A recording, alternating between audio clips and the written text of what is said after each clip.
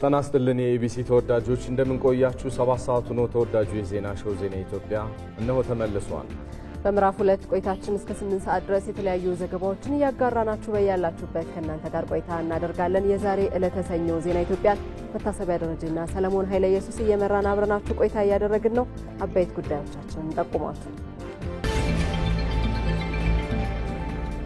የሰንደቅ ዓላማ ቀን ሁሉም ኢትዮጵያዊ ለሀገሩ ያለውን ፍቅር በልቡ የሚያድስበት ቀን ነው ሲሉ የኢፌዴሪ ፕሬዝዳንት ታዬ አጽቀሥላሴ ተናገሩ።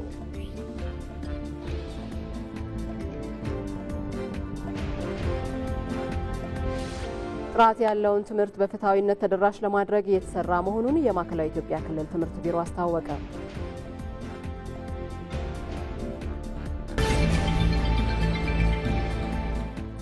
የጸደቀው የጋዛ ስምምነት የመጀመሪያው ምዕራፍ የታጋቾች ልውውጥ እየተካሄደ ነው።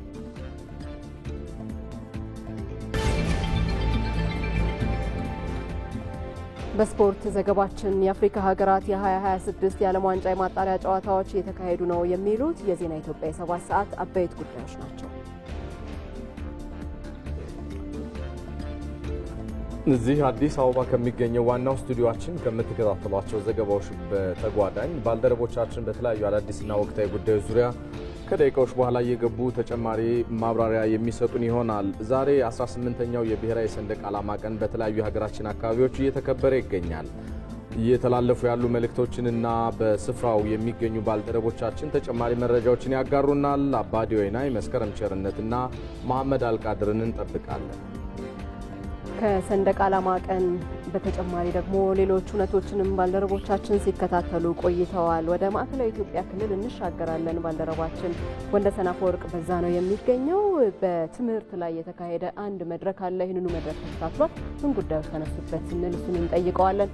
ሳምሶን ገድሉንም እናገኘዋለን። ከሀገራዊ የምክክር ሂደቱ ጋር ተያይዞ ዓለም አቀፍ ተሞክሮች ምን ያሳያሉ ስንል ከሱም ጋር ቆይታ እናደርጋለን። ሁሉንም ዘገባዎች የተከታተላችሁ አብራችሁ እንድትዘልቁ በድጋሚ እንጋብዛለን።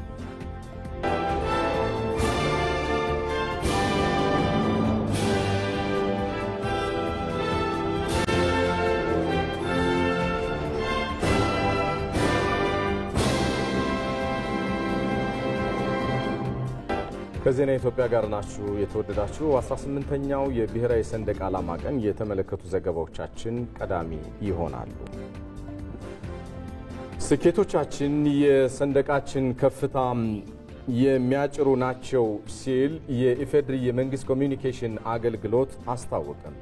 የኢፌዴሪ የመንግስት ኮሚኒኬሽን አገልግሎት 18ኛውን የብሔራዊ ሰንደቅ ዓላማ ቀን አስመልክቶ ለኢትዮጵያ ቴሌቪዥን መግለጫ ልኳል። የመግለጫው ሙሉ ቃል እንደሚከተለው አቀርበዋለሁ።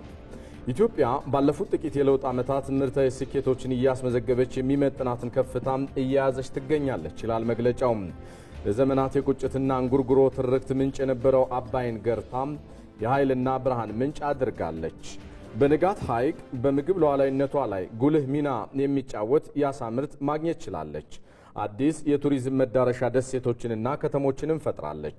የአባይን የቁጭት ትርክት ወደ ድልና አሸናፊነት በስራት ቀይራለች ይላል መግለጫው። ተጨማሪ የኃይል ምንጮችን ከውሃ እስከ እንፋሎት ከፀሐይ ብርሃን እስከ ኒውክሌር ኃይልና የንፋስ ኃይል በመገንባት ላይም ትገኛለች። እነኚህ ሁሉ የሰንደቋ ከፍታና ተምሳሌትነት የሚያሳዩ ናቸው።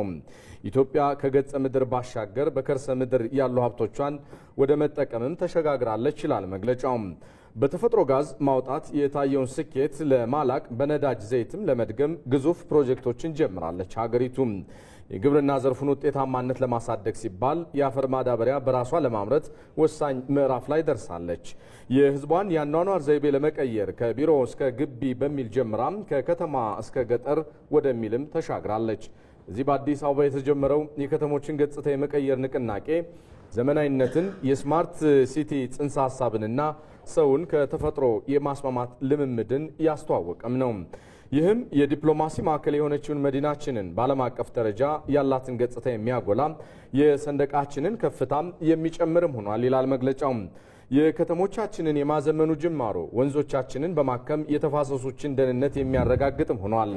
ከንጦጦ ጀምሮ እየተሰራ ያለው የወንዞች ዳርቻ ልማት የአዋሽ ተፋሰስን ስነ ምህዳር ጭምር የሚያክም ለአካባቢ ጥበቃም አብነትም ጭምር ነው። የገጠር አኗኗር ዘይቤያችንን በማዘመን ኢትዮጵያን በበጎ የምትመሰል ሀገር የማድረግ ጥረታችንም ፍሬው እየታየ መጥቷል። እነኚህ ሁሉ የሰንደቃችንን በኩራት መውለብለብ የሚያጎሉ የትጋታችን ውጤቶች ናቸው። ዛሬ የምናከብረው ይሄው የሰንደቅ ዓላማ ቀን በነጻነት ቀን የተገኘ አይደለም። ነጻ ሆኖ ለሌሎች ነጻነት ከፍ ብሎ ሲውለበለብ የታየ የነጻነት ምልክት እንጂ። ነጻነትን ለማስከበር ግን ቀደምቶቻችን ደም ስጋና አጥንት ገብረዋል። ኢትዮጵያ የዓለም የነጻነት ቀንዲል አድርገው አስረክበውናል። ዛሬም እንደ ትናንቱ የኢትዮጵያን ሉዓላዊነት በደምና በአጥንት ለማስከበር የቆረጡ ጀግኖችም አሉን። በምድር በአየር በባህርና በሳይበር የኢትዮጵያን ሉዓላዊነት በማስከበር ሰንደቋም የነጻነቷ ተምሳሌትነት ሆኖ እንዲቀጥል የሚተጉ ጀግኖችም አሉን። የሰንደቅ ዓላማ ቀንን የምናከብረው በሁሉም ግንባር በሁሉም አውድ ስለ ኢትዮጵያ ዋጋ የሚከፍሉ ጀግኖቻችንን በማመስገን ሰንደቃችንንም በክብር ከፍ አድርገን በማውለብለብ ለላቀ ከፍታ እንደምንተጋ ቃል በመግባት ጭምር ነው። የተጀመሩ ትላልቅ የሰንደቅ ዓላማ ፕሮጀክቶች ለማሳካት ደግሞ ያለ ስስት በጋራ መጣር የኢትዮጵያን ብልጽግና እውን ለማድረግ ማናቸውንም ዋጋ መክፈል ከዜጎች ይጠበቃል ይላል መግለጫው። እንኳን ለሰንደቅ ዓላማ ቀን አደረሳችሁ። የኢትዮጵያ ፌዴራላዊ ዲሞክራሲያዊ ሪፐብሊክ የመንግስት ኮሚዩኒኬሽን አገልግሎት ጥቅምት 3 ቀን 2018 ዓ.ም አዲስ አበባ።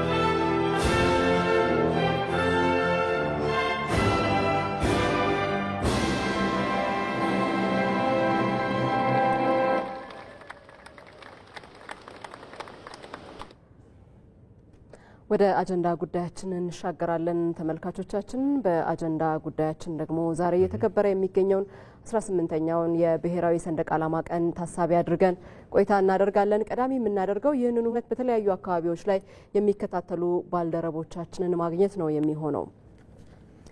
የሰንደቅ ዓላማ ቀን ሁሉም ኢትዮጵያዊ ለሀገሩ ያለውን ፍቅር በልቡ የሚያድስበት ቀን ነው ሲሉ ፕሬዝዳንት ታዬ አጽቀሥላሴ ተናገሩ። 18ኛው የብሔራዊ ሰንደቅ ዓላማ ቀን በሕዝብ ተወካዮች ምክር ቤት በድምቀት ተከብሯል። በዚህ 18ኛው ብሔራዊ ሰንደቅ ዓላማ ቀን ላይ ፕሬዝዳንት ታዬ አጽቀሥላሴና አፈጉባኤ ታገሰ ጫፎን ጨምሮ ከፍተኛ የመንግስት የስራ ኃላፊዎች ተገኝተውበታል።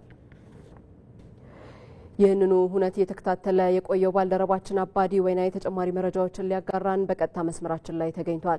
አባዲ እንዴት ውለሃል? ዛሬ በሕዝብ ተወካዮች ምክር ቤት በተለያዩ መርሃ ግብሮች በተከበረው የብሔራዊ ሰንደቅ ዓላማ ቀን ላይ ምን መልእክቶች ተላለፉ? አጠቃላይ የነበረው ሁነት ምን ይመስላል? በተለይ ፕሬዝዳንት ታዬ አጽቀሥላሴ ያስተላለፉት መልእክት ይዘቱ ምንድን ነው?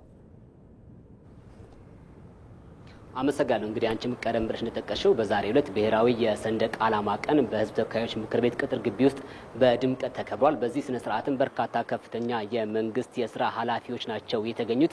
በተለይም ደግሞ የብሔራዊ የሰንደቅ ዓላማ ቀን አዋጅ መሰረት 862 ህዝባር 2006 እንደተሻሻለ አንቀጽ ማለት ነው። በተለይም ጥቅምት በገባ ወር በመጀመሪያው ሳምንት ማለትም ሰኞ ዕለት ብሔራዊ የሰንደቅ ዓላማ ቀን እንደሚከበር ተደንግጓል። በዚህ ምክንያት አማካኝነት በዛሬው ዕለት በመላ ሀገሪቱ የሰንደቅ ዓላማ ቀን እየተከበረ ይገኛል። በዛሬው ስነ ስርዓትም በተለይም ሰንደቅ ዓላማ የመስቀልና ከዛ ባሻገር ደግሞ ቃለ መሐላ የመፈጸም ስነ ስርዓትም ተከናውኗል። በዚህ ደግሞ በርካታ መልእክቶች ናቸው ሲተላለፉበት የነበሩት። በተለይም የኢፌዴሪ ፕሬዝዳንት ታዬ አጽቀሥላሴ ተገኝተው ንግግር አድርገው ነበር። እሳቸው እንደገለጹት ከሆነ ኢትዮጵያውያን በአንድነት በትብብር በርካታ ስኬቶችን እያስመዘገቡ እንደሚገኙ አንስተዋል። በተለይም በኢኮኖሚ ዘርፍ ብንመለከትም በግብርናው ዘርፍ ብንመለከትም በተለያዩ ዘርፎች ኢትዮጵያ ራሷን ለመቻል በርካታ ተግባራትን እያከናወነች እንደምትገኝ አንስተዋል። ከዛ ባሻገርም በምግብ ራሷን ለመቻል የምግብ ሉዓላዊነትን ለማረጋገጥ በርካታ ተግባራትን እያከናወነች እንደምትገኝ አንስተዋል። ከዛ ባሻገር ኢትዮጵያ የቅርብ ጠላቶቿን በመመከት አጠቃላይ ጠላቶቿን በማክሸፍና የጠላቶቿን ሴራ በማክሸፍ አጠቃላይ ከዛ ባሻገር ደግሞ የራሷን እድል በራሷ እየወሰነች የምትገኝ ሀገር ስለመሆኗ አንስተዋል። ከዛ ባሻገር ኢትዮጵያ ሉዓላዊነትን ለማጠናከር በርካታ ተግባራትን እያከናወነች እንደምትገኝ ነው በዛሬው በነበራቸው ንግግር የገለጹት ማለት ነው። ከዛ ባሻገርም ይህ የሰንደቅ ዓላማ ቀን በዋናነትም ኢትዮጵያውያን ያላቸውን ቃል ኪዳን የሚያድሱበት ከዛ ባሻገርም ደግሞ በጋራ ለመስራት ወደ ከፍታ ለማውጣት ለማውጣት በአንድነት የሚሰሩበት ቀን ነው ሲሉ አንስተዋል። ከዛ ባሻገርም ኢትዮጵያ በቀጠናው ያላትን ፍትሃዊ ተጠቃሚነት ለማረጋገጥ በርካታ ተግባራት እያከናወነች እንደምትገኝና ይህ በተለይም ደግሞ የባህር በር የማግኘት ጥያቄዋን በቀጣይም አጠናክራ እንደምትቀጥልና አጠቃላይ በቀጠናው ያላት ተጠቃሚነት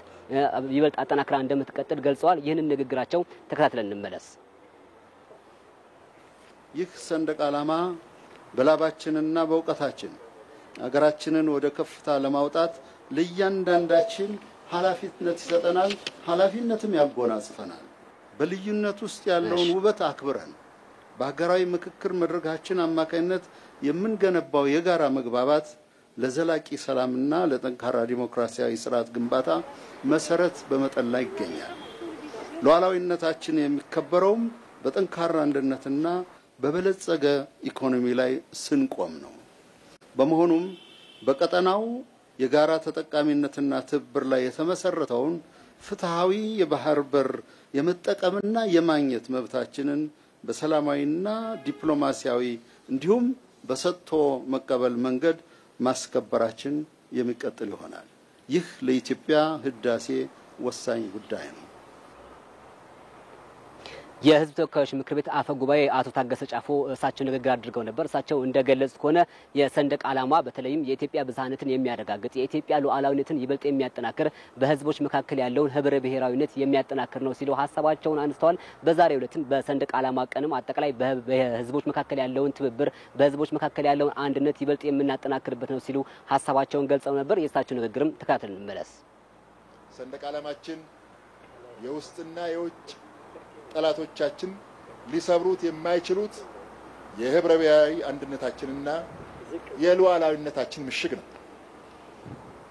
ሰንደቅ ዓላማችን ፈተናዎችን በጽናት ተሻግረን አፍሪካዊት ተምሳሌት ሀገር የመገንባት አቅማችንን የምናጎለብትበት ዓለም አቀፍ ተጽዕኖ ፈጣሪነታችን የምናሳይበት የማንሰራራት ጉዞ አርማችን ነው።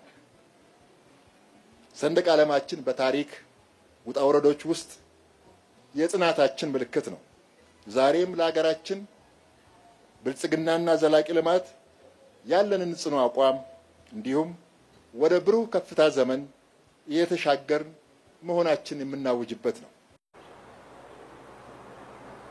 በህዝብ ተወካዮች ምክር ቤት ቅጥር ግቢ ውስጥ በተከናወነው የሰንደቅ ዓላማ ቀን እንግዲህ በርካታ መልእክቶች ናቸው ሲተላለፉበት የነበሩት። ከዛ ባሻገርም ከፍተኛ የመንግስት የስራ ኃላፊዎችም ተገኝተውበታል። ከዛ ባሻገርም ደግሞ አጠቃላይ ኢትዮጵያውያን በጋራ ይበልጥ ለአንድነታቸው ይበልጥ የሚተጉበት እንደሆነ ከዛ ባሻገርም ኢትዮጵያ ያላትን የልማት እንቅስቃሴ በቀጣይም አጠናክራ የምትቀጥልበት መሆኑና ይህ የሰንደቅ ዓላማ ቀን ደግሞ በህዝቦች መካከል ያለውን አንድነት፣ ፍቅር፣ መተባበር ይበልጥ የሚጎለብትበት ስለመሆኑ የተገለጸው በርካታ ሀሳቦችም ሲነሱበት ነበር።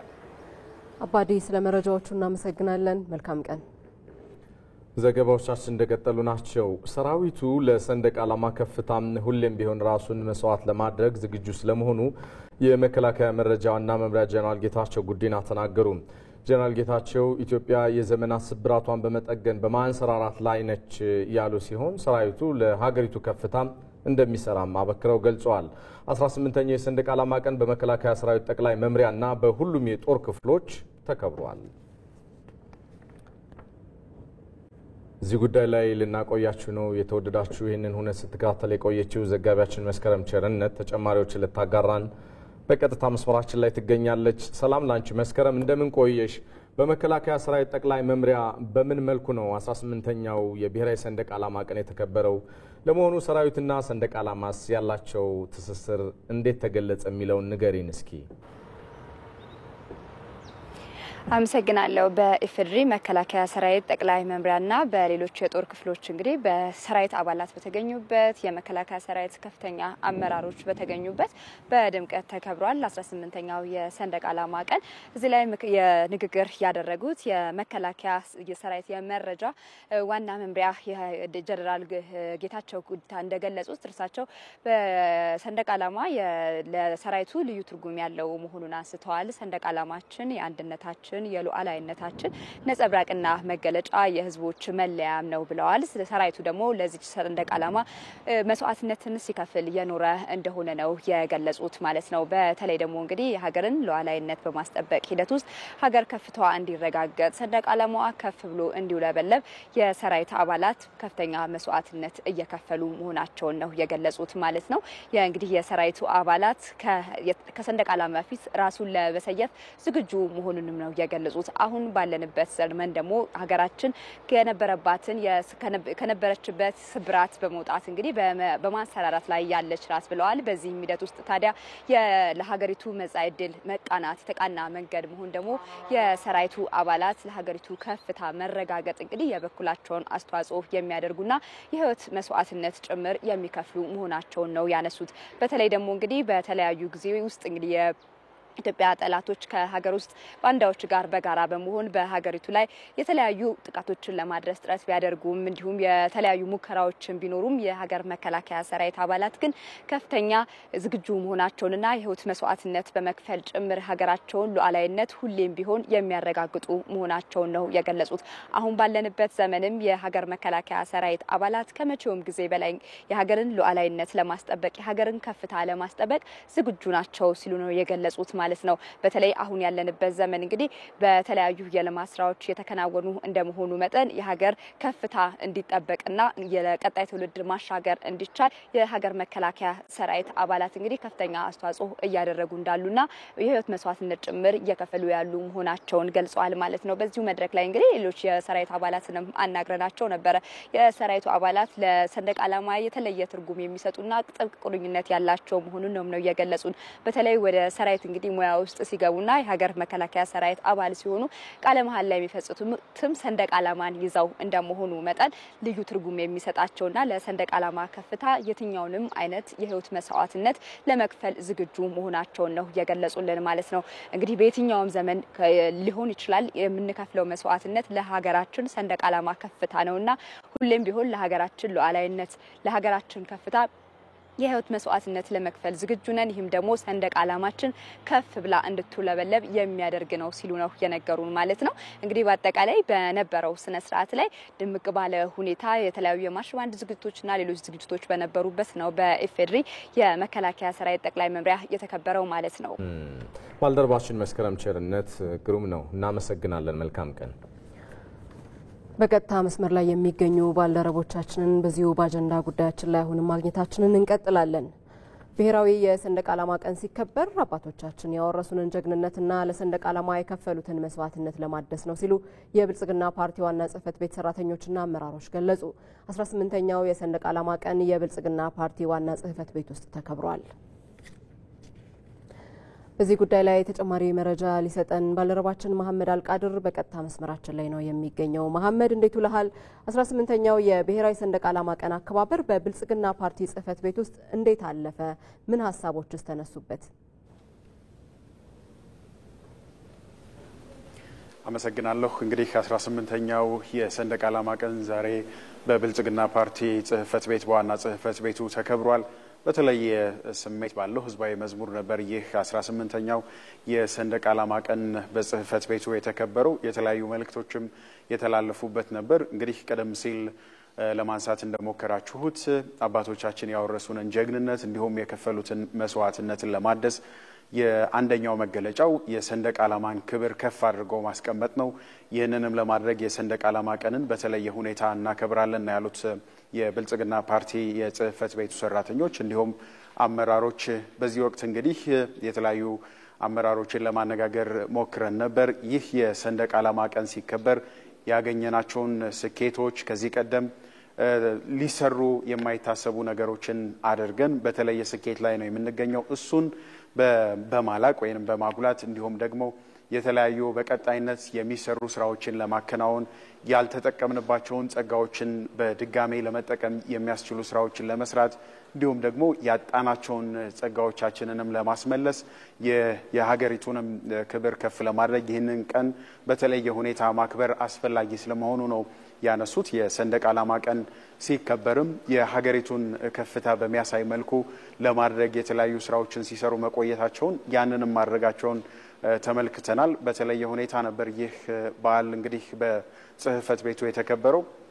በብልጽግና ፓርቲ የፓርቲው የአስተዳደር ዘርፍ አስተባባሪ ሚኒስትር ዴኤታ የሆኑት ብርሃኑ ፈይሳ አባቶቻችን በጀግንነት ሰንደቅ ዓላማችን ከፍ ብለው እንዲውለበለብ አድርገዋል። እኛ ደግሞ የነሱን ጀግንነትና መስዋዕትነት በተለየ ከፍታ ለማስቀመጥ ቃላችንን የምናድስበት ለቀጣይ ስራዎችም ቃል የምንገባበት እለት ሊሆን ይገባል ነው ያሉት። እንግዲህ የጽህፈት ቤቱ ሰራተኞች በተለያዩ ጊዜያቶች በሀገሪቱ ሊደረጉ የማይታሰቡ ነገሮች ተደርገዋል። አሁን በቀጣይ መሰራት ያለባቸው በርካታ ስራዎች አሉ። የሀገሪቱን ብልጽግና ለማረጋገጥ በርካታ ስራዎች ይጠበቃሉ። እነሱን ለመስራት በዚሁ በሰንደቅ ዓላማ ቀን ቃል የምንገባበት ነው ያሉት። እንግዲህ 18ኛው የሰንደቅ ዓላማ ቀን በጽህፈት ቤቱ በተለየ ሁኔታ ተከብሯል። መሐመድ ስለ መረጃዎቹ እናመሰግናለን። መልካም ቀን። ዘገባዎቻችን እንደቀጠሉ ናቸው። የመከላከያ ሰራዊቱ ለሰንደቅ ዓላማ ክብር መስዋዕትነት በመክፈል የሀገር ሉዓላዊነትን እያስከበረ እንደሚገኝ በመከላከያ ዋር ኮሌጅ ዋና አዛዥ ሜጀር ጀነራል ቡልቲ ታደሰ ተናገሩ። መከላከያ ሰራዊትና ሰንደቅ ዓላማ ሊነጣጥል የማይችሉ እንደሆኑም የሰራዊቱ አባላት ገልጠዋል። መሐሪ ዓለሙ በጉዳዩ ዙሪያ ተከታዩን ይዟል።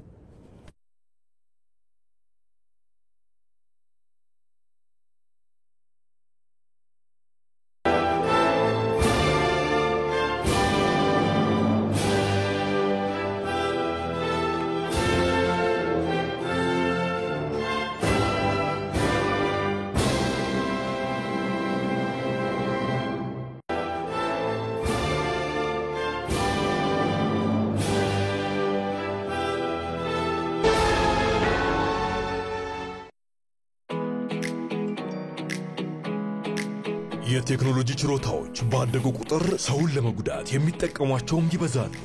የዕለት ጉርሶንም ሆነ ለነገ ያሉትን አንጡራውን ከቀማኞች ለመታደግ ማስተዋልን ይሻል።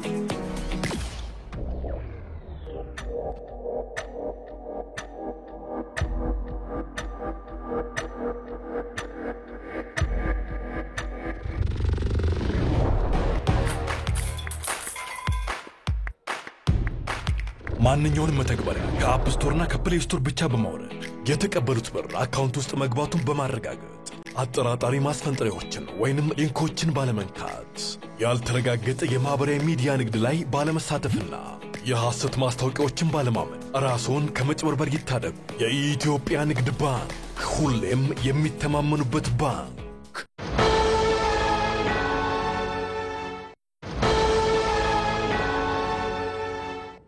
የተወደዳችሁ ቀደም ሲል ያስተዋወቅናችሁን ዘገባ እንመለስበታለን። ለተፈጠረው የቴክኒክ ስህተት ይቅርታ እንጠይቃለን። ወደ ሌሎች ጉዳዮች እንሻገራለን። ሀገራት ህልውናቸውን አደጋ ላይ ጥለው የነበሩ ውስብስብ የታሪክና የፖለቲካ ችግሮችን ለመፍታት ሲባል ሀገራዊ ምክክርን ተጠቅመው አልፈዋል።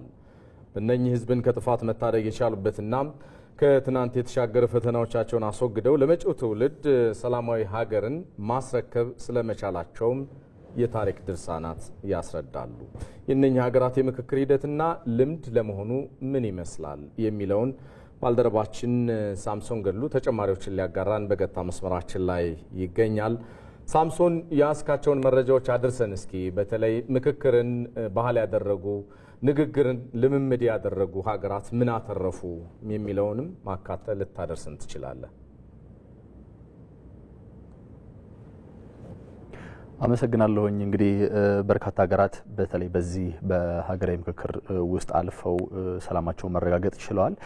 አንዳንዶቹ ደግሞ ይህንን ሀገራዊ ምክክር በሚገባው ባለመጠቀማቸው ደግሞ ወደ ባሰ ግጭት ውስጥ መግባታቸውን ያስረዳሉ። እነዚህ እንግዲህ ያለፉባቸው የታሪክ ድርሳናት ከደቡብ አፍሪካ እንኳን ብንጀምር እንግዲህ ከቀኝ ግዛት በኋላ አፓርታይድን በማስቀረትና በዛ ይኖሩ የነበሩ ደቡብ አፍሪካውያንም በሰላም እንዲኖሩ ሰላም እንዲቀጥል በማድረግ ረገድ በርካታ ስራዎች ተሰርቷል። ይህ እንግዲህ የነበረው ትልቁ ዓላማ አፓርታይድን ማስቀረት፣ ከዛ ባሻገር ደግሞ ዲሞክራሲያዊ የሆነ ስርዓትን መዘርጋት፣ በዚህ ውስጥ ደግሞ ጥቁሩም ነጩም በእኩል የሚስተናገድበትን ስርዓት መዘርጋት ነበር። እንግዲህ ይህ በአካታችነት ረገድ በእርግጥ በፖለቲካ ውስጥ ይሳተፉ የነበሩትን ማህበረሰቦች ብቻ ነበር ያካተተው ወይም ደግሞ ፖለቲካ ፓርቲዎችና በዛ ስብስብ ውስጥ የነበሩትን ብቻ ነበር ሲያካት የነበረው። ይህም እንግዲህ ለውጥ አምጥቶ የአፓርታይድ ስርዓት ማብቃት በኋላ ምርጫ ተደርጎ ዲሞክራሲያዊ የሆነ ስርዓት እንዲገነባ በደቡብ አፍሪካ ውስጥ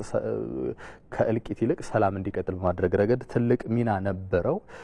ሌላኛው እንግዲህ የቅርብ ጊዜ ታሪካችን ቱኒዚያ ናት። እንግዲህ የምናስታውሰው ነው እንደ አውሮፓውያኑ በ2011 አካባቢ ላይ የነበረውን የአረብ የጸደይ አብዮት የምናስታውሰው ነው። ይህ እንግዲህ በርካታ ሀገራትን መንግስት እስከ መለወጥ ድረስ ያደረሳቸው የእርስ በርስ ግጭት ጭምር የፈጠረ ነበረ። እንግዲህ ይህ የጸደይ አብዮት የወለደው ተቃውሞን የፖለቲካ ነውጡን ወደ ሰላም በማምጣት ረገድ በተለይ የሀገራዊ ምክክር ትልቅ ሚናን ተጫውቷል። እዚህ ውስጥ እንግዲህ በአካታችነት ረገድ በርካታ የማህበረሰብ ክፍሎች የተሳተፉበት የተወያዩበት ነበረ። በተለይ በመንግስትና ይህንን በሚቃወሙ አካላት መካከል የነበረውን ነገር በማቀራረብና ወደ ውይይቱ ወንበር እንዲቀመጡ በማድረግ ረገድ ትልቅ ሚናን ተጫውቷል። ይህም እንግዲህ ስኬት አምጥቶ ቱኒዚያ ወደ አዲስ ህገ መንግስት እንዲሁም ደግሞ ወደ አዲስ ስርዓት ወደ ዲሞክራሲያዊ ስርዓት እንድትሸጋገር አካታችነት በተለይ የሴቶችን ሚና በተመለከተ ጭምር የነበሩ እክሎች እንዲቀሩና ዲሞክራሲያዊ ስርዓት እንዲገነባ ጭምር ምክንያት ሆኗል። ከዛ ባሻገር እንግዲህ እንደ ትልቅ ማስረጃ የምናነሳው ከዛ ባሻገር ደግሞ አለመጠቀም ምን ያህል ጉዳት ያመጣል የሚለውን ለማየት የመን ትልቋ ምሳሌ ናት። እንግዲህ በየመን ከ2013 ከ14 ድረስ በተለይ ከ2011 በኋላ የነበረውን ሰላማዊ የስልጣን ሽግግር እንዲኖር በማድረግ ረገድ ውስጥ የነበሩትን አለመግባባቶች ለመፍታት በተደረገው ጥረት ከ2013 እስከ 2014 ድረስ በተለይ በአካታችነት የሚጠቀስ ነው። ይህ በየመን የነበረው የምክክር መድረክ ከ565 በላይ ተሳታፊዎች ነበሩት። ይህ እንግዲህ የፖለቲካ በሴቶች ግሩፕ ውስጥ የነበሩ ወጣቶች፣ የሲቪል ማህበረሰቦች በዚህ ውስጥ ተካተውበት ነበረ። በጣም በአካታችነት ረገድ በትልቁ የሚነሳ ነበረ። እንግዲህ የየመንን እንደ ምሳሌ ብናነሳ ወደ ስኬት መሄድ ያልቻለ በተግባራዊነቱ ላይ ደግሞ የጨነገፈ የምክክር ሂደት ነበር የነበረው። ለዚህም እንደ ትልቅ ማሳያ ደግሞ የሚነሳው ሀገራዊ ምክክሩ በሂደት ውስጥ በነበረበት ሰዓት ላይ የነበረው የስርዓት ለውጥ ያመጣው ቀውስ በርካታ አደጋዎችን ፈጥሮ የምክክር ሂደቱ መንገድ ላይ እንዲቀር አድርጎታል። እንግዲህ ይህ በምክክር ሂደቱ ውስጥ ማለፍ ሲገባቸው ባለመሆኑ ምክንያት የተፈጠረ ነው። ከዛ በተረፈ እንግዲህ እነዚህ የምክክር ውጤቶችን ስንመለከት በርካቶቹ የኖቤል ተሸላሚ እስኪሆኑ ድረስ ማድረስ የቻለ ነው። ሰላምን መፍጠር የቻለ ነው። ከዛ ባሻገር ደግሞ አካታችነትን በማምጣት የፖለቲካል ስቴቢሊቲን ወይም ደግሞ መረጋጋትን በመፍጠር ረገድ እነዚህ ሀገራዊ ምክክሮች እንደ ትልቅ ምሳሌነት መጠቀስ የሚችሉ ናቸው። ሳምሶን፣ ስለ መረጃዎቹ እናመሰግናለን። ተመልካቾች ከዚሁ የሀገራዊ ምክክር ሂደት ጋር በተያያዘ አሁንም ተጨማሪ ቆይታዎችን እናደርጋለን። አሃዛዊ መረጃዎች ምን ያሳያሉ? በተለይ ባለፉት ዓመታት የነበሩ ሂደቶች ምን ገጽታ አላቸው? ከዓለም አቀፍ ተሞክሮ አንጻርም አንድ ላይ አዋህደን መረጃዎችን ልናጋራችሁ ነው። ባልደረባይ ሰለሞን ኃይለ ኢየሱስ እየጠበቀን ነው። ሰለሞን፣ መረጃዎች ምን ያሳያሉ? ምን ይላሉ? አመሰግናለሁ መቲ። የሀገራዊ ምክክር ኮሚሽን እንግዲህ በአዋጅ በህዝብ እንደራሴዎች ምክር ቤት ከተቋቋመ በኋላ በተለይም አላግባባ ብለው ላያሌ ዘመናት በኢትዮጵያ ጸንተው የቆዩ ችግሮችን መፍታትና ንግግርን ባህል ማድረግ የሚል ዋነኛ ሀሳብ ያለበት ነው። በዚህ ሂደት ውስጥ እንግዲህ እነማን እየተወያዩ ነው፣ ምን ጉዳዮችስ እየተነሱበት ነው የሚሉትን ነው የምንዳስሰው። እስካሁን ድረስ አጀንዳ የማሰባሰብ ስራና በተለይ ሊሻሻሉ ሊታረሙ ይገባቸዋል ተብሎ የተቀመጡ ሀገራዊ ጉዳዮችን በተመለከተ 11 ክልሎች፣ 2 ከተማ መስተዳድሮች በፌዴራል ደረጃ ውይይት ተደርጓል። እስካሁን ድረስ አጀንዳ ያልተሰበሰበበት ክልል እስካሁን ድረስ የትግራይ ክልል ነው። የሀገራዊ ምክክር ኮሚሽን በተለያየ ጊዜ ሁኔታዎችን እያመቻቸ ከክልሉ ጊዜ አስተዳደር መንግስት ጋር እየተነጋገረ እንደሆነ መረጃዎች ያሳያሉ። በአጠቃላይ ግን በ11ዱም ክልሎች በፌዴራል ደረጃ በአዲስ አበባና በሁለቱም ከተማ መስተዳድሮች ግን የአጀንዳ ማሰባሰብ ስራዎች ስለመሰራታቸው መረጃዎች ያሳያሉ። ተሳታፊዎችን በተመለከተ በርከት ያሉ ተሳታፊዎች አሉ። በተለይ ዋናው ከአዋጅ ሲቋቋም አንደኛው ሀሳቡ ምንድነው? አካታችነት የሚል ነው። ውይይቱ ከ34,000 በላይ የማህበረሰብ ክፍሎች እስካሁን ድረስ አጀንዳቸውን ለማሰባሰብ በውይይቱ ተቀምጠዋል። የክልሎችና የከተማ አስተዳደሮች ሁሉም ወረዳዎች ወኪሎቻቸውን ልከው ውይይት ተደርጓል። በአማራ ክልል ግን አሁን ባለው ነባራዊ ሁናቴ 4 ወረዳዎች እንዳልተወከሉ መረጃዎች ያሳያሉ። በሌላ አይነት መንገድ በተለይ ከተቋቋመበት አዋጅ መካከል እንግዲህ በአዋጅ ሲቋቋም የሀገራዊ ምክክር ኮሚሽን አንደኛው ሀሳብ ተወካዮችን በተመለከተ እነማን ሊሆኑ ይችላሉ የሚለው ሀሳብ ነው። የተለያዩ ፓርቲ ተወካዮች ኃላፊዎች መጠው ውይይት አድርጓል። የተቋማትና ማህበራት ተወካዮች ተሳታፊዎች ነበሩ። ታዋቂና ተቀባይነት ያላቸው ግለሰቦች በ11 ክልሎችና በሁለቱም ከተማ መስተዳድሮች እንደዚሁም የመንግስት አካላት በዚህ ውይይት ላይ ተወካዮቻቸውን ልከው የሀገራዊ የምክክር ኮሚሽን የአጀንዳ ማሰባሰብ ስራዎች ላይ ተሳታፊ ሆነዋል። በነገሮች ላይ መቲ በሀገራዊ የምክክር ኮሚሽን ሀገር ውስጥ ብቻ ሳይሆን በተለያዩ የዓለም ሀገራት የሚገኙ ኢትዮጵያውያንና ትውልደ ኢትዮጵያውያንም የተሳተፉበት ነው። እነሱም ሀሳብ አላቸው። በሀገራዊ ጉዳይ ያገባናል የሚሉ ግለሰቦችም ውይይት እንዲያደርጉ እድል የተመቻቸበት ነው። በዚህም መሰረት በደቡብ አፍሪካ፣ ሰሜን አሜሪካ፣ ካናዳ፣ የተባበሩት አረብ ኤሚሬቶች፣ ስዊድንና እንግሊዝ የሚገኙ ኢትዮጵያውያን በተወካዮቻቸው አማካኝነት የሀገራዊ ምክክር ኮሚሽን ውስጥ ገብተው ሀሳባቸውን አንስተዋል። ከዲያስፖራው ማህበረሰብ የተሳተፉ እስካሁን ድረስ ከ1250 በላይ ተወካዮች ስለመኖራቸው መረጃዎች ያሳያሉ። እንግዲህ በአጠቃላይ የሀገራዊ ምክክር ኮሚሽን በዋናነት የኢትዮጵያን ችግሮች በዘላቂነት መፍታት አላግባባ ያሉ በዘመን እየተንከባለሉ የመጡ ጉዳዮችን ሳይቀር ወደ ማህበረሰቡ አምጥቶ ለነዚህ መፍትሄዎችን የመስጠት ጉዳይ ይዞ በተለያዩ የሀገራችን አካባቢዎችና ቀደም ሲል ባጋራዎች መረጃ በዓለም አቀፍ ተቋማት ሳይቀር አካታችነቱን ይፋ ለማድረግ ዲያስፖራው ትውልደ ኢትዮጵያውያንና ኢትዮጵያውያን በጋራ የተሳተፉበት ሆኖ እየቀጠለ ይገኛል። በጣም እናመሰግናለን ስለ መረጃዎቹ። ተመልካቾች ይህንኑ ጉዳይ ይዘን አሁንም እንቀጥላለን። እንግዳ ጋብዘንላችኋል። ከእንግሊዝ ለንደን ከተማ በቀጥታ መስመራችን ላይ የሀገራዊ ምክክር ምክትል ዋና ኮሚሽነር ሂሩት ገብረስላሴን አግኝተናቸዋል። ከእሳቸው ጋር ቆይታ እናደርጋለን። እንዴት ውለዋል? እጅግ አድርገን እናመሰግናለን። ሀገራዊ ምክክር ኮሚሽኑ ያለፈባቸውን ሂደቶች እንዳጠቃላይ እያነሳን ነውና እንደው በዚህ የምክክር ሂደት ውስጥ ከታለፉ ነገሮች አንጻር ቀጣይ ግቡን ለማሳካት የሚረዱ ምን ያህል ልምዶች ተገኝተዋል? እዛ ስለመድረስ ምን ያህል ተስፋ ሰጪ ነገሮች አሉ? እሺ እንግዲህ ይህንን ሂደት ማካሄድ ከጀመርንበት ጊዜ ጀምሮ በርካታ ነገሮችን ተረድተናል። አንዱ ትልቁ ነገር ይሄ ሂደት አብዛኛውን የኢትዮጵያ ሕዝብ በጣም ተስፋ የሰጠና እምነት የጣለበት መሆኑን ነው። ከትግራይ ክልል በስተቀር በኢትዮጵያ ክልሎች በሙሉና በሁለት ከተማ መስተዳድሮች የተሳታፊ መረጣ እንዲሁም አጀንዳ በማሰባሰብ ቆይተናል። በዚህ ሂደት ውስጥ ያንን ማድረግ ብቻ ሳይሆን ህዝብ ቁጭ ብሎ ሲመካከር ተግዳሮቶቻችን ናቸው የሚሏቸው ነጥቦች ላይ ራሱ ለመስማማት ያደረግ የነበረው ምክክር በጣም ደስ ይል ነበርና በዚህ ስራ አካታች መሆን እንዳለብን በማመን ውጭ የሚገኙትንም ወገኖቻችንን ለማሳተፍ ተጨማሪ ጥረት በማድረግ በተለያዩ ከተሞች በመሄድ ይህንን ሂደት አካሂደናል። በሚገርም አይነት የመጀመሪያ እድላችን ነው እንዲህ አይነት ነገር ለማድረግ ለመነጋገር እድሉ የገጠመን ገና አሁን ነው በሚል በጣም ደስ በሚል አይነት ቁጭ ብሎ ተመካክረው አጀንዳቸውን ሰጥተውናል። ይህን ስናካሄድ ያው ዋሽንግተን ዲሲ፣ ቶሮንቶ፣ ፕሪቶሪያ፣ ዱባይ አሁን ደግሞ መጨረሻ አሁን ያለንበት የመጨረሻው ክፍል ነው። በስቶክሆልም እና በለንደንም ይህንኑ አካሂደናል። ጥሪ ለሁሉም ኢትዮጵያዊ ትውልድ ኢትዮጵያዊ ነው ጥሪ ያስተላልፈን የነበረው። መጡ በጥሩ አይነት ቁጭ ብለው ተመካክረው እንደ አይነት ተስፋ መኖሩን በመረዳታቸው ደግሞ ከፍተኛ ደስታ እንዳላቸው ገልጸው ተካሂዷል። እርግጥ በተለያዩ አጋጣሚ የሚቃወሙ ሰዎችም ነበሩ። መቃወም ሲባል ምክክር ውስጥ ቁጭ ብለው ሀሳባቸውን እየገለጹ የሚቃወሙ ደንብ ነው መኖርም አለበት።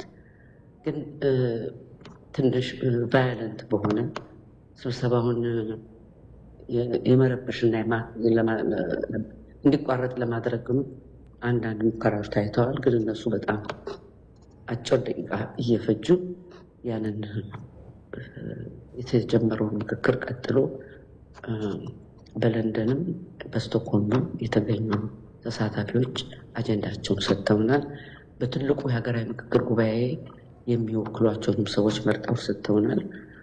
በዚህ አጋጣሚ ስለ ሀገራቸው መነጋገር መቻላቸው በጣም ገርሟቸዋል። ምክንያቱም ለረጅም ጊዜ እንዲህ አይነት እድል አልነበረም ብለዋል። እኛም እናውቃለን ይሄ ታሪካዊ ወቅት እንደሆነ፣ ለዘመናት ሲጠበቅ የነበረ ሂደት እንደነበረ፣ ነገሮችን በምክክር መፍታት አንድ ትልቅ እድል መሆኑ እኛም እንረዳለን። ሁሉም ሰው ተረድቶታል።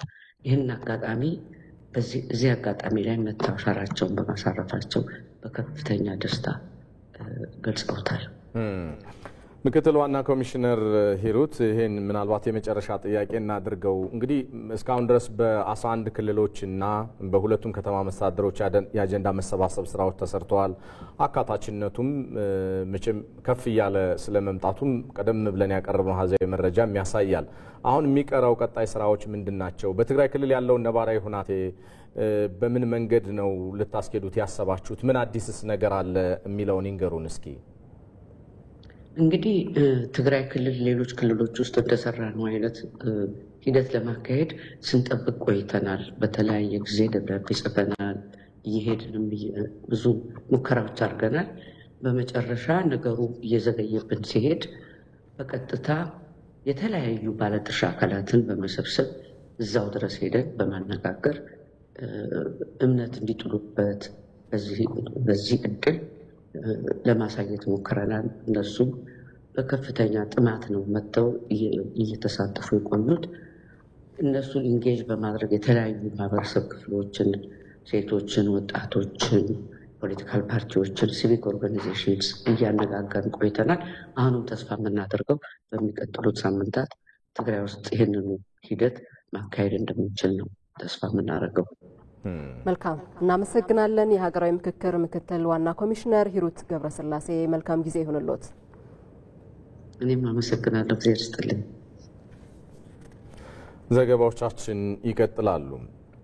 ኢትዮጵያ በዘመናት ሂደት ውስጥ ከሀገራት ጋር የቆየ ወዳጅነትና ትብብር ያላት ሀገር ናት። ዘመናትን በተሻገረው አጋርነቷም የዲፕሎማሲ ማዕከል ሆና እንድትኖርም አቅም ፈጥሮላታል። በቆየ ወዳጅነት ውስጥ ደግሞ በአፍሪካ የኢትዮጵያና የሶማሊያ ግንኙነት አንዱ ነው። ሁለቱ ሀገሮች አሁን ላይ አብረው መስራትና መልማትን በመከባበርና በመተማመን መርህ ላይ እያረጋገጡም ይገኛሉ። ለመሆኑ የሁለቱ ሀገራት የዲፕሎማሲ ግንኙነት የደረሰበት ደረጃ ምን ገጽታ አለው የሚለውን ባልደረባችን ነጻነት ፍቅሩ በተከታዩ ዘገባ ታስቃኘናለች። እችን ሀገር ደግሞ ደጋግመው ረግጠዋታል። በእርግጥም እች ምድር ለዜጎቿ ሰላም የምታትር ነገ አዲስ ቀኗን እውን ለማድረግ የምትደክም የልጆቿን የተሻለ ነገ የምትናፍቅ ሀገር ናት ኢትዮጵያ። ይህ ብቻ አይደለም። እች ሀገር ከምድሯ ሰላም በላይ ስለ ጎረቤቶቿ ወዳጅነት፣ ከጎረቤቶቿ ጋር አብሮ ለመኖር በመተማመንና በመከባበር ስለ ቀጠናዋ ትብብር የቆመች ጭምር ናት። ኢትዮጵያ በዘመናት ሂደት ውስጥ ከሀገራት ጋር የቆየ ወዳጅነትና ትብብር አላት። ዘመናትን በተሻገረው አጋርነቷ ለነጻነቷ የታገለች፣ ለጥቁር ሕዝቦች ኩራት በመሆን ነጻነቷን በማወጅ የዲፕሎማሲ ማዕከል ሆና የኖረች፣ ዛሬም እየኖረች ያለች ሀገር ናት። የሀገሪቱን ጥቅምና ሉዓላዊነት የሚያስከብር ዲፕሎማሲን በማስጠበቅ የዜጎች ጥቅምና እኩልነት ላይ የተመሰረተ የውጭ ግንኙነት ፖሊሲ መተግበር ኢትዮጵያ የምትከተለው መርህ ነው። ይህ መርህ ከዚህ ባለፈ ከጎረቤት ሀገራት ጋር የመሰረተ ልማት ትስስርንና ገጽታ ግንባታን በማጠናከር የሀገሪቱን ብሔራዊ ጥቅም ማስጠበቅ ላይም አትኩሮ ይሰራል። ኢትዮጵያ ለጥቁር ሕዝቦች ፍትህና ሰላም ታግላለች። ለዚህ ደግሞ የምትከተለው የዲፕሎማሲ መርህ ለሰላም የቆመች ሀገር መሆኗን ከማሳየት በላይ የነገዋን ትልም ስታልም ስለ ጎረቤቶቿ መልማት መሳ ለመሳ እያስኬደች ያለች ሀገር እንድትሆንም አድርጓታል። ኢትዮጵያ ለአፍሪካውያን በዘመናት ሂደት ውስጥ ያኖረችውን ህልም ያኔ በአድዋ ዛሬ ደግሞ በዳግማዊ አድዋ በታላቁ ህዳሴ ግድብም አስመስክራለች። ጥቁሮች እንደምንችል ጥቁሮች እንደምናሳካ በጥቁር ዘር ታሪክ የመጀመሪያው ታላቅ ስራ ህዳሴ ነው። የኢትዮጵያ ወዳጅነት ብቻ ሳይሆን ኢትዮጵያ ከሀብቷ፣ ከብልጽግናዋ፣ ከተስፋዋ፣ ከእውቀቷ፣ ከልምዷ የምታቋድሳችሁ እንደምትሆን ካለምንም ጥርጥር ላረጋግጥላችሁ እወዳለሁ። አብረን ከመብላት ከመካፈል ውጪ እኛ ተጠቅመን ማንንም የመጉዳት መሻት ፍላጎት ስለሌለን ለወደፊት በምንሰራቸው ታላቅ ስራዎች በትብብር በጋራ እንድንቆም ከወዲሁ ከአደራ ጭምር ላሳስባችሁ እወዳለሁ። ይህ የኢትዮጵያ እውነት ነው። ይህ የኢትዮጵያ የአብሮነት መንገድ ነው። ይህ ደግሞ ለቀጠናው ሰላምና መረጋጋት በምታደርገው ሂደት ውስጥ የጎረቤት ሀገራት ወዳጅነት፣ መተባበርና መከባበርን ያረጋገጠ ነው። For us, this gathering is not about success of a single project. ይህ የታላቁ የኢትዮጵያ ህዳሴ ግድብ ፕሮጀክት ብቻ አይደለም፣ የጋራ ትብብር ማሳያ ጭምር ነው። የአገሪቱን የወደፊት የልማት ዕጣ ፈንታ መዳረሻም ያረጋገጠ ነው። ስለ አገሪቱ ልማትና እድገት ስናወራ ስለ ውድድር ሳይሆን አብሮ ስለመልማት ማንሳት ግድ ነው። ይህ የኃይል ማመንጫ ግድብ ወንድማማችነትን የአገሪቱንና የቀጠናውን አጋርነት የሚያረጋግጥ ነው። ወትሮም ኢትዮጵያና ሶማሊያ የጠበቀ ግንኙነት አላቸው። ሁለቱ ሀገሮች በመውደቅ መነሳት ውስጥ አብረዋሉ። ኢትዮጵያ ከሶማሊያ ጎን ትላንት ነበረች፣ ዛሬም አለች። ይህ ደግሞ የኢትዮጵያን የዲፕሎማሲ መንገድ ያሳየ ነው።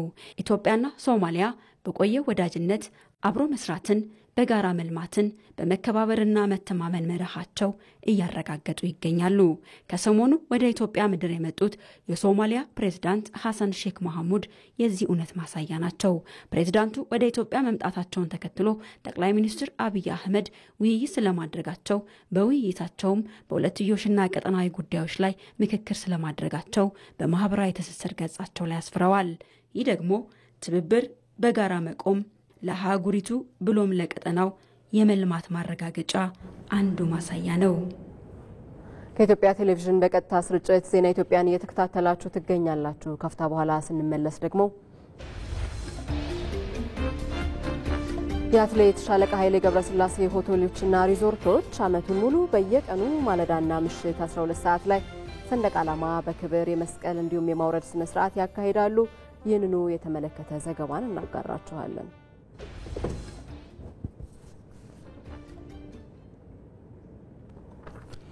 ዘገባዎቻችን ይቀጥላሉ። ቀሪ ጉዳዮችንም እየተከታተላችሁ አሁንም አብራችሁን ዝለቁም። ጥራት ያለው ትምህርትን በፍትሃዊነት ተደራሽ ለማድረግ እየተሰራ ስለመሆኑ የማዕከላዊ ኢትዮጵያ ክልል ትምህርት ቢሮ አስታወቀም።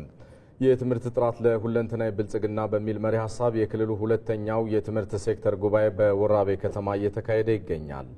በዚህ ወቅት የክልሉ ምክትል ርዕሰ መስተዳድርና የማዕከላዊ ኢትዮጵያ ክልል ትምህርት ቢሮ ኃላፊ አንተነህ ፍቃዱ ትምህርት ቤቶችን ለመማር ማስተማር ምቹ የማድረግና ደረጃቸውን የማሻሻል ስራዎች ለመሰራታቸው ገልጸዋል። በሀገር አቀፍ ደረጃ በተጀመረው የትምህርት ለትውልድ ንቅናቄ ሁለተኛው ዙር ክልላዊ ንቅናቄ በ2017 ዓ.ም ከፍተኛ ሀብት ከተለያዩ የማህበረሰብ ክፍሎች በማሰባሰብ 78 አዳዲስ ትምህርት ቤቶችን 691 ተጨማሪ መማሪያ ክፍሎችን መገንባት ስለመቻሉም ገልጸዋል ኃላፊው። እዚህ ጉዳይ ልናቆያችሁ ነው የተወደዳችሁ። ይህንን ሁነት እየተከታተለ የሚገኘው ዘጋቢያችን ወንደሰን አፈወርቅ ተጨማሪዎችን ሊያጋራን በቀጥታ መስመራችን ላይ ነው የሚገኘው። ሰላም ላንተ ወንደሰን፣ እንደምን ቆየህ? በ2017 በክልሉ በዘርፉ ምን ስራዎች ተሰሩ? ምናልባት ለ2018 አዲስ ዓመት የትምህርት ጥራት ለመገንባት በክልሉ የተያዘውን እቅድ ከማሳካት አኳያስ የተላለፉ መልእክቶች ምንድን ናቸው? መልካም ሰለሞን ቀደም ሲል አንተም ስታነሳው እንደነበረው በተለይ በ2017 ዓመተ ምህረት በተለይም በትምህርቱ ዘርፍ ለጥራት ትኩረት ተሰጥቶ ሲሰራ እንደነበር ነው በመድረኩ ላይ ሲገለጽ የነበረው። ስለ ትምህርት ስናነሳ እንግዲህ በርካታ ጉዳዮችን ነው ያነሳን የምንገኘው። በተለይ የክልሉ ርዕሰ መስተዳድር የሆኑት ዶክተር እንደሻው ጣሰውም በመድረኩ ያነሱት ነገር ትምህርት ለሁሉም ነገር መሰረት እንደሆነ ነው ያነሱት። ለሀገር ግንባታ፣ ለትውልድ ግንባታ ብሎም ላቀድናቸው ለተለያዩ ለምናስባቸው ነገሮች ትምህርት ዋናና መሰረታዊ ጉዳይ ስለመሆኑ ነው ያነሱት። በተለይ ከኢትዮጵያ ከድህነት ተላቃ የተሻለ ቦታ መድረስ ትፈልጋለች እና በዚህ ውስጥ ትምህርት ወሳኝ ስለመሆኑ ነው እንዲያነሱት። ባለፉት ጊዜያት በተለይ ከትምህርቱ ጋር ተያይዞ የተነሱ ችግሮች ነበሩ። እንደ ሀገር የገጠሙን ችግሮች በተለይ ከቅኝት ችግር ጋር ተያይዞ የቅኝት ችግር ነበረበት ሲሉ ነው ያነሱት። በተለይ ከተለያዩ የፖለቲካ ርዕዮተ ዓለም ጋር የትምህርት ዘርፉን የማያያዝ ነገር ነበረ። ይህም በትምህርት ዘርፉ ላይ የተለያዩ ችግሮችን እንደፈጠረ ነው ሲያነሱ የነበሩት። ከዛ በተጨማሪነት የሚሰሩ ስራዎችም እንዲሁ የቀጣይነት ችግር እንደነበረባቸውም ርዕሰ መስተዳድሩ አንስተዋል። ሌላው ደግሞ ትምህርት ቤቶች በተለይ ደግሞ ተወዳዳሪ እንዲሁም ብቁ የሆነ ዜጋን ከማፍራትም አንጻር ችግሮች እንደነበረባቸው ጭምር ነው ሲያነሱ የነበሩት። ስለዚህ በትምህርቱ ዘርፍ ላይ የለውጡ መንግስት በተለይ የተለያዩ ስራዎችን እየሰራ እንደሚገኝ አንስተዋል። በተለይ ጥራት ጋር የተያዙ ነገሮች በስፋት እየተሰሩበት ስለመሆኑ ነው ያነሱት። የክልሉ ምክትል ርዕሰ መስተዳድርና የትምህርት ቢሮ ኃላፊ የሆኑት አንተነህ ፍቃዱም እንዲሁ በተለይ ባለፉት ጊዜያት የትምህርት ተደራሽነትን ለማረጋገጥ በርካታ ስራዎች መሰራታቸውን በዋናነት በትምህርቱ ዘርፍ በዚህ ላይ ትኩረት ተደርጎ እንደነበር አንስተዋል እና አሁን ላይ በተለይ የትምህርት ጥራት ጉዳይን ለማሳካት በርካታ ስራዎች እየተሰሩ ስለመሆኑ ነው ያነሱት። በተለይ አሁን ላይ ለጥራት ልዩ ትኩረት ተሰጥቷል ብሏል። በተለይ ደግሞ የሀገሪቱን ማህበራዊ እንዲሁም ኢኮኖሚያዊ እድገት ከማረጋገጥ አንጻር የትምህርት ዘርፉን ውጤታማ ማድረግ ያስፈልጋልና በዚህ ረገድ እንደ ክልልም እየተሰራ ስለመሆኑ አንስተዋል። በተለይ ባለፉት 2 ዓመታት በጥናት ላይ የተደገፉ በርካታ ስራዎች ናቸው የተሰሩት። ትምህርት ቤቶችን ለመማር ማስተማር ምቹ እንዲሆኑ ከዛ በተጨማሪነት ደግሞ ደረጃቸውንም ለማሻሻል ስራዎች መሰራታቸውን አንስተዋል። ሌላኛው ምናልባት የሀገራዊ የትምህርት ለትውልድ ንቅናቄ እንዲሁ እየተደረገ ነው የሚገኘውና በክልሉ በሁለተኛው ዙር በ2017 ዓ.ም ከፍተኛ ሀብት የማሰባሰብ ስራ ከህብረተሰቡ ማለት ነው መሰራቱን አንስተዋል። በዚህም በርካታ ትምህርት ቤቶችን መገንባት መቻሉን ነው ያነሱት። 78 ገደማ ትምህርት ቤቶች ተገንብተዋል። 691 ገደማ የሚሆኑ ነባር ትምህርት ቤቶች ላይ ተጨማሪ አዳዲስ መማሪያ ክፍሎች መሰራታቸውን እንዲሁ አንስተዋል። በአጠቃላይ ከተማሪዎች ምገባ ጋርም ተያይዞ ከ100 ሺህ በላይ ተማሪዎች የዚህ አገልግሎት ተጠቃሚ እንዲሆኑ ማድረግ መቻሉንም አንስተዋል። እንደ አጠቃላይ ጥራት ላይ ትኩረት ተደርጎ መሰራቱ ተነስቷል። በ2018ም ይህ ይቀጥላል ተብሏል። ባልደረባችን ወንደሰን አፈወርቅ በቀጥታ መስመራችን መረጃዎችን ስላጋራህ እናመሰግናለን። መልካም ጊዜ።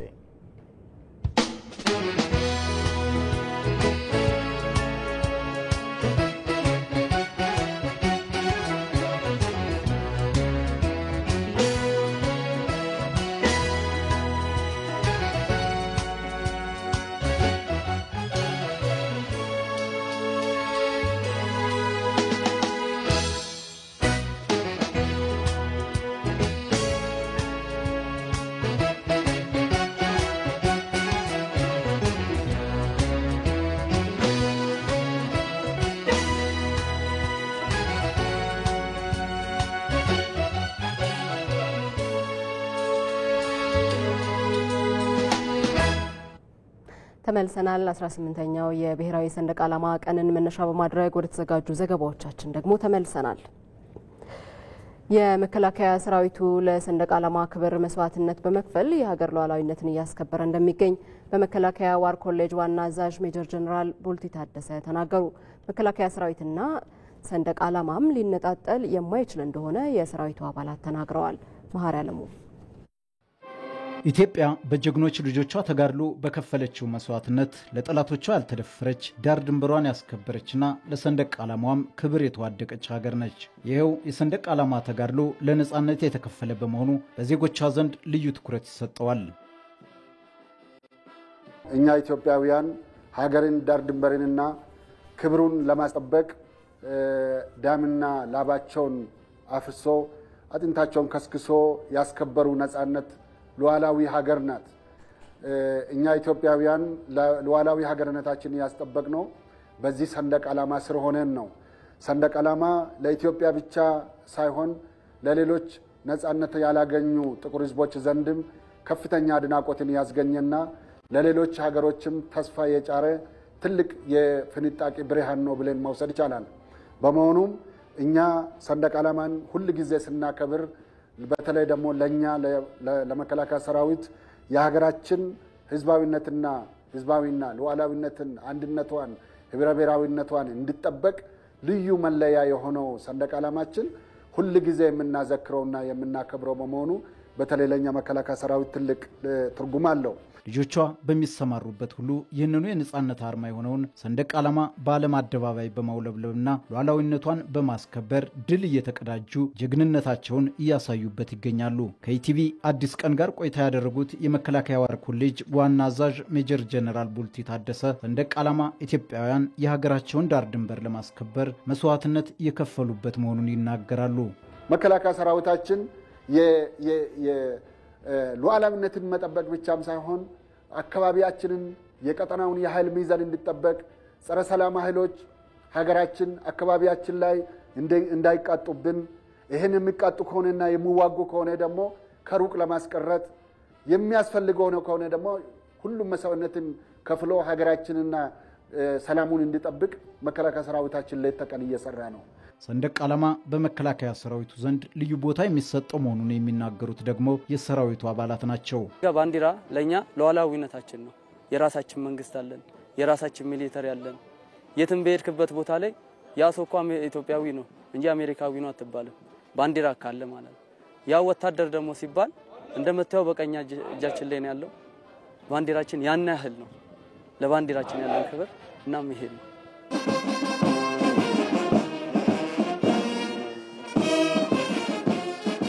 መከላከያና ሰንደቅ ዓላማ ሚለያዩ ነገሮች አይደሉም።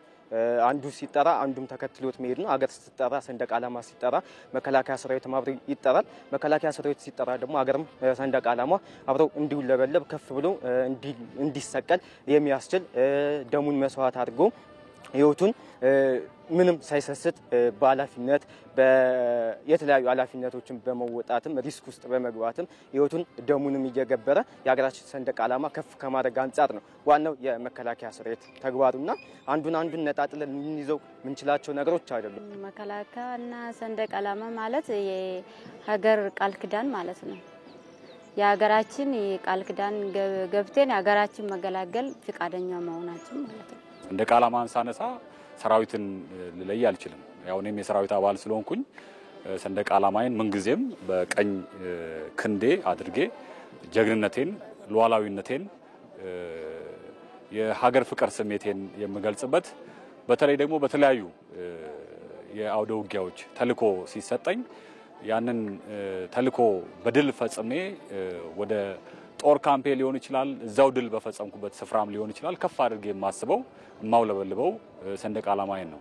ስለዚህ እኔና ሰንደቅ ዓላማ እኔና የሀገር መከላከያ ሰራዊት እኔና አየር ኃይል የተጎራረስን ምንጊዜም ማንነጣጠል የአንድ ስም ያለን ማለት ነው። ኢትዮጵያውያን መስዋዕትነት ለተከፈለበት ሰንደቅ ዓላማ ክብር ሊሰጡ እንደሚገባም ተገልጿል። ተመልሰናል። እንግዲህ መቴ ሰንደቅ ዓላማ የሀገራችን የመጨረሻው የሉዓላዊነት ምሽግ ነው ተብሎ ሲገለጥ በመከላከያ አንደበት በተለይም እጅግ በጣም ልዩ ትኩረት እንዳለው ይታመናል። ሲወጣና ሲወርድ ያለው ስነ ስርዓት ደግሞ በተለይ በተለያዩ አካባቢዎች ላይ ሰው ይቆማል አይደለ? ይሄም ደግሞ አንዱ ክብሩን የመግለጥ ይመስለኛል። እውነት ነው። ዛሬ ጧት ወደ ስቱዲዮ ከመምጣቴ በፊት በአንድ መንገድ እያለፍኩኝ ነበርና የሰንደቅ ዓላማ ቀን በጣም ብዙ ቦታዎች ላይ ነው ሲከበር የነበረውና ልክ ብሔራዊ መዝሙር ሲዘመር ሰንደቅ ዓላማ የመስቀል ስነ ስርዓት ሲካሄድ መኪኖች ጭምር የቆሙበትን አጋጣሚ አስተውያለሁና ይሄ ሰንደቅ ዓላማ እንግዲህ ብዙዎች የተዋደቁለት ብዙዎች ደግሞ ለሀገር ሉዓላዊነት ራሳቸውን የሰጡበት እንደመሆኑ እያንዳንዳችንን የሚያስተሳስር የሁሉንም ክብር የሚፈልግ ነው። የክብራችንን መገለጫ ነው ቢባል ማጋነን አይሆንም። ለማንኛውም በደሴ ከተማ የሰንደቅ ዓላማ ማውረድና መስቀል ስነ ስርዓት ሲካሄድ አንድ ያስቀረነው ተንቀሳቃሽ ምስል አለ። እስኪ ተከታተሉት።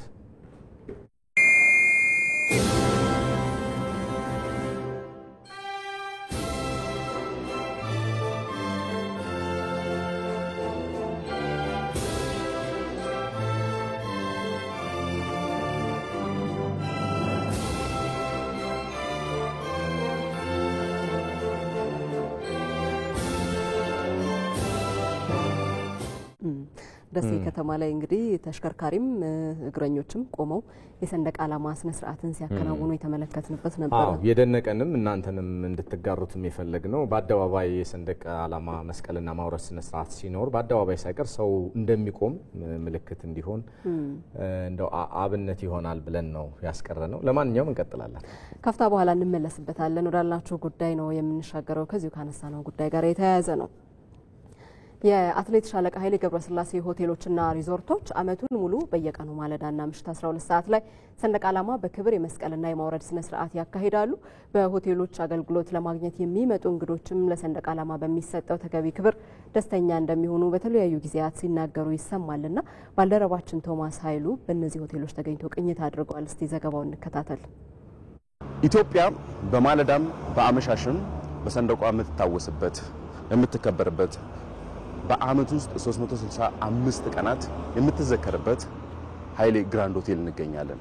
አሁን ከማለዳው 12 ሰዓት ሊሆን 1-2 ደቂቃዎች ብቻ ነው የሚቀሩት። እዚህ ጋር ደግሞ የሆቴሉ ሰራተኞች ሰንደቋን ለማክበር ተዘጋጅተዋል።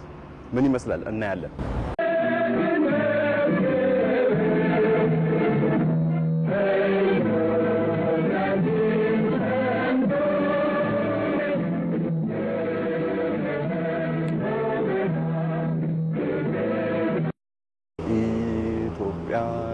ኑሪ እኛ ዋንቺ ንኳ።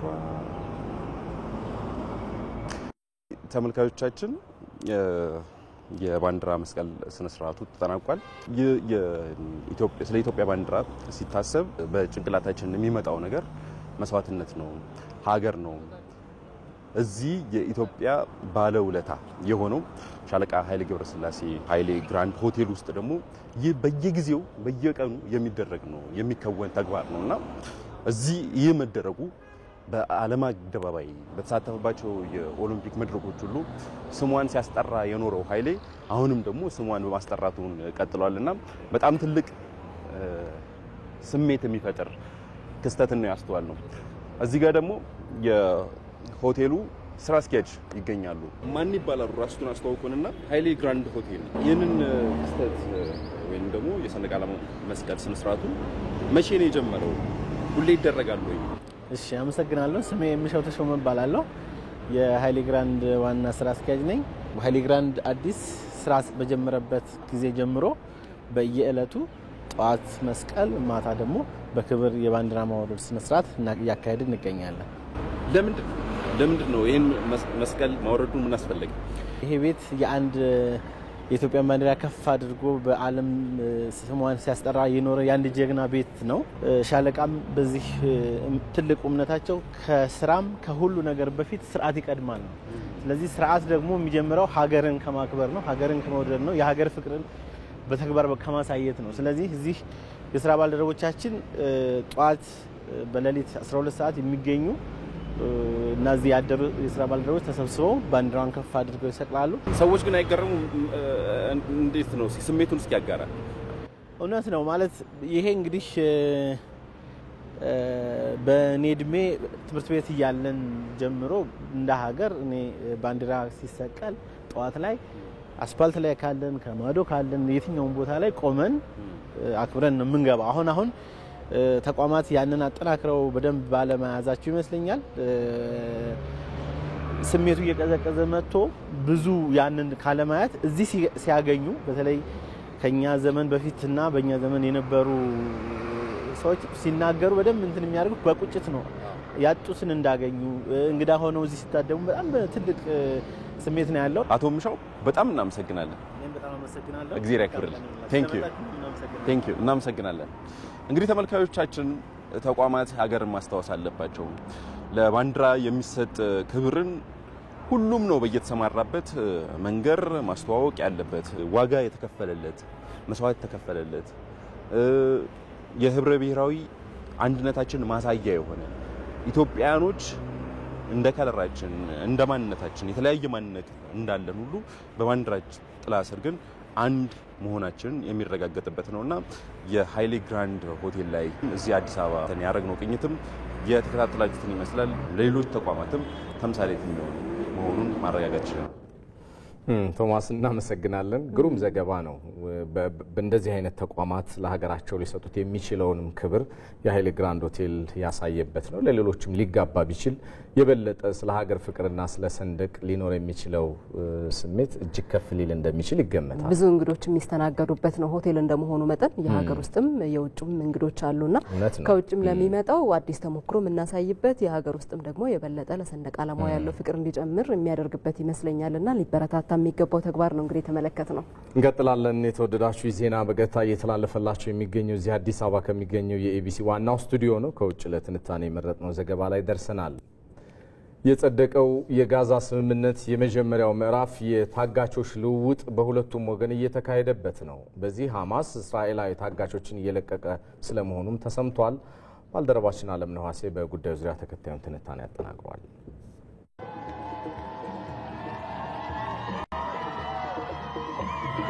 በፍልስጤሙ ሐማስ እጅ የቀሩ 20 በሕይወት የሚገኙ እስራኤላውያን ታጋቾች ፍቺም በ7 ታጋቾች መለቀቅ ተጀምሯል። ዛሬ ጠዋት 7ቶቹ ከሐማስ ወደ ቀይ መስቀል እጅ ከተላለፉ በኋላም ቀይ መስቀል በተራው ጋዛ ውስጥ ለሚገኘው የእስራኤል ጦር አስረክቧቸዋል። ጋዛ ውስጥ ተሰብስበዋል። 1700 ከኦክቶበር 7 ጥቃት በኋላ የታሰሩ ናቸው። ከነሱ በተጨማሪ 250 ዕድሜ ይፍታት ፈርዶባቸው የነበሩ እስረኞች አብረው ይፈታሉ። ፕሬዚደንት ትራምፕ ወደ ኢየሩሳሌም በገቡበት ሰዓት የከተማው መግቢያ ላይ በሳቸው ግዙፍ ምስል የታጀበና ታንኪዩ እናመሰግኖታለን የሚል አርማ ከሕንፃ አናት ላይ ቁልቁል ተዘርግቶ አይተዋል። ፕሬዚደንቱ የክኒሴት ንግግራቸውን ከጨረሱ በኋላ ከተወሰኑ የታጋች ቤተሰቦች ጋር እንደሚገናኙ ታውቋል። የፕሬዚደንቱ የእስራኤል ቆይታ 4 ሰዓት ብቻ ነው። ቀጣዩ ጉዟቸው ከ20 በላይ ሀገራት በጋዛ ቀጣይ ዕጣ ፈንታ ላይ የሚነጋገሩበት የግብፅ ጉባኤ ላይ መገኘት ይሆናል። በግብጿ የቀይ ባህር ዳርቻ መዝናኛ ከተማ ሻርም አልሼክ የሚደረገው ይህ ጉባኤም ፕሬዚደንት ትራምፕና የግብፁ አቻቸው አብደል ፈታህ አልሲሲ ይመሩታል። የእስራኤል ታጋቾች ቁጥር በሕይወት ያሉና የሞቱ በድምሩ 48 ነው። 20ዎቹ በሕይወት ያሉ ታጋቾች በተሟላ መልኩ የፍቺ ሂደታቸው የሚጠናቀቅ ሲሆን 28ቱ የሙታኑ አጽም ግን ላይሟላ እንደሚችል ታውቋል። ከ7 እስከ 9 የሚደርሱ ሙታን ያረፉበትን ቦታ ሐማስ ፈልጎ ለማግኘት እየሞከረ ሲሆን ካልቻለ ግን ቀይ መስቀልና እስራኤልን ጨምሮ ብዙ አገራት የሚሳተፉበት ፍለጋ አጽሞቹ ያረፉባቸውን ቦታዎች አግኝቶ በማውጣት ለእስራኤል ለማስረከብ ሰፊ ፍለጋ እንደሚጀምር ታውቋል። የሙታኑ አጽሞች የእስራኤልን ሰንደቅ ዓላማ በለበሱም የሬሳ ሳጥኖች ተደርጎ ለፎረንዚክ ምርመራ ተላልፎ የሚሰጥ መሆኑ ታውቋል። እዛም ማንነታቸው ከተለየ በኋላ መልሰው ለቤተሰቦች ያስረክባሉ። ወደ ስፖርት ዘገባችን ደግሞ ተሻገርን። የአፍሪካ ሀገራት የ2026 የዓለም ዋንጫ የማጣሪያ ጨዋታዎች እየተካሄዱ ይገኛል። ጋና፣ ግብጽና ማሊ ተጋጣሚዎቻቸውን መርታት ሲችሉ የምዕራብ አፍሪካ ተወካይዋ ጋና ለዓለም ዋንጫ ያለፈች 5ኛዋ የአፍሪካ ሀገር ሆናለች። የተወደዳችሁ ኩለቀን 6 ሰዓት ጀምሮ እስካሁን ሰዓት ድረስ በቀጥታ ስርጭት ተከታተሉት የነበረው የዛሬ ሰኞ ዜና ኢትዮጵያ ቆይታችን ይህንን ይመስል ነበረ። አብራችሁን ስለነበራችሁ እናመሰግናለን። ዳይሬክተራችን አማኑኤል አስመላሽ፣ ዜና ኢትዮጵያን በመምራት መታሰቢያ ደረጃና ሰለሞን ኃይለ ኢየሱስ ቆይታ አድርገናል። የዜና ኢትዮጵያ ዋና አዘጋጅ ፋሲካ እያሌው ከመላው የስቱዲዮና የስርጭት ባለሙያዎች ጋር በመሆን ነበረ ቆይታችን ከእናንተ ጋር የነበረው። ሰላም ዋሉ።